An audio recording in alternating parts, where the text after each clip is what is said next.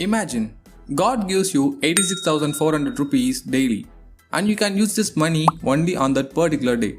For example, if you spend only 10,000 rupees and remaining 76,400 rupees will disappear and you can't use this money on the next day. But you will get another 86,400 rupees from God the next day. So the question is, what will you do in this scenario?